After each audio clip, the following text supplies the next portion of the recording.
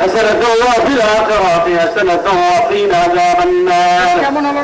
ربنا ظلمنا أنفسنا وإن لم تغفر لنا وترحمنا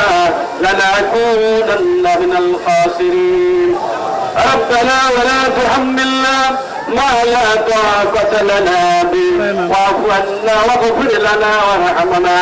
أنت مولانا فانصرنا على القوم الكافرين رب العالمين মাননীয় প্রধানমন্ত্রী মহোদয় রব্বুল আলামিন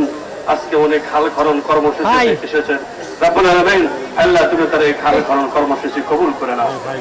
রব্বুল আলামিন এই খাল খননের মধ্যে দিয়ে এলাকাবাসীর তুমি কল্যাণ বয়ে আনো রব্বুল আলামিন এই খালের পানির ব্যবস্থা তুমি সুনিশ্চিত করে দাও রব্বুল আলামিন এই খাল খননের মাধ্যমে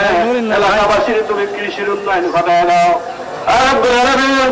এই খাল খনন কর্মসূচিতে যে সমস্ত সরকারি কর্মকর্তা কর্মচারীদের সম্পৃক্ত আছেন রব্বুল আলামিন এছাড়াও এলাকার জনগণ যারা সম্পৃক্ত আছেন আল্লাহ তুমি সকলকে তুমি কবুল করে নাও রব্বুল আলামিন আল্লাহ স্বাধীনতার মহান ঘোষক শহীদ রাষ্ট্রপতি জিয়াউর রহমান রব্বুল আলামিন আল্লাহ তুমি তার কবর জান্নাতের টুকরা বানায় দাও রব্বুল আলামিন আমাদের মা মহিষী রমণী বারবার নির্বাচিত প্রধানমন্ত্রী বেগম খালেদা জিয়া রব্বুল আলামিন আল্লাহ তুমি তার কবর জান্নাতের টুকরা বানায় দাও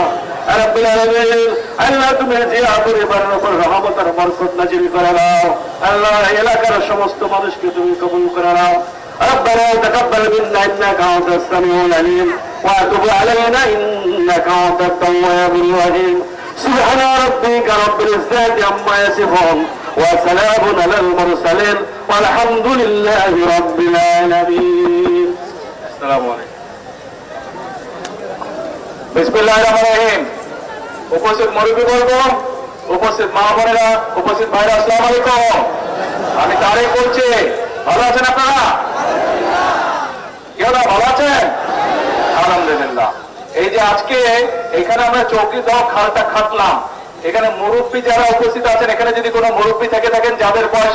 60-70 এর বেশি বা এরকম বয়স তাদের নিশ্চয়ই মনে আছে এই খালটা কিন্তু আমার আব্বা শহীদ রাষ্ট্রপতি জিয়াউর রহমান 1979 সালে এটা কেটেছিলেন মনে আছে এখানে কোনো মুরব্বী আছেন এরকম মানে আপনারা শুনেছেন মুরব্বীদের কাছে এই কথা মুরব্বীদের মুখে কথা শুনেছেন এটা যে জিয়াউর রহমান কাটছিল খাল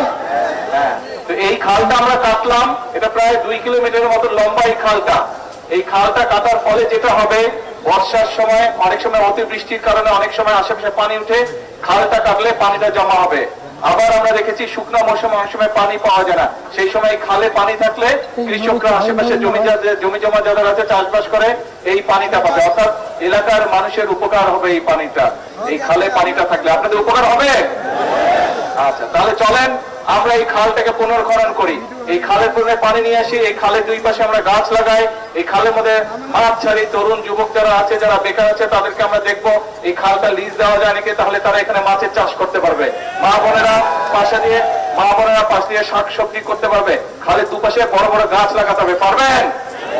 ইনশাআল্লাহ আমরা এরকম খাল সারা বাংলাদেশে আগামী 5 বছরে 20,000 কিলোমিটার খাল এরকম খননের পরিকল্পনা আমরা নিয়েছি আমাদের সবাই হাত লাগাই ইনশাআল্লাহ এই দেশে পানির যে সমস্যা সেইটা আমরা সমাধান করতে সক্ষম হব যদি এই খাল আমরা কাটতে পারি এই দেশে বন্যার সময় যেসব এলাকায় বন্যা হয় খাল যদি আমরা কাটতে পারি সেই বন্যার প্রকোপ থেকে আমরা মানুষকে সম্পদকে গবাদি পশুকে জমির ফসলকে আমরা রক্ষা করতে সক্ষম হব কাজেই আমাদেরকে এই খালগুলো খনন করতে হবে কারণ এই খাল না থাকার কারণে খালগুলো ভরাট হয়ে যাওয়ার কারণে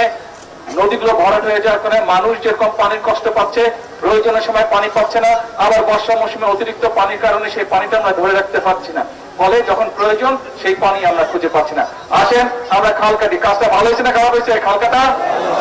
ভালো হয়েছে তাহলে দোয়া করেন আমি তো আপনাদের এলাকার সন্তান দোয়া করেন যাহলে এই খাল কাটা সহ আরো যেগুলো কর্মসূচি হাতে নিয়েছি ইনশাআল্লাহ আপনাদের এই সরকার যদি সেই কাজগুলোতে সফল হয় কে করবেন তো দোয়া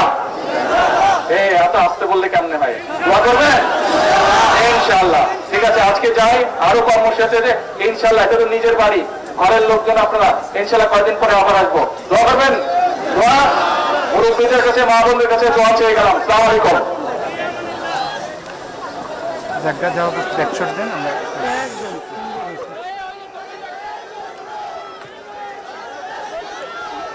এটা দেন আমাদের জন্য সুন্দর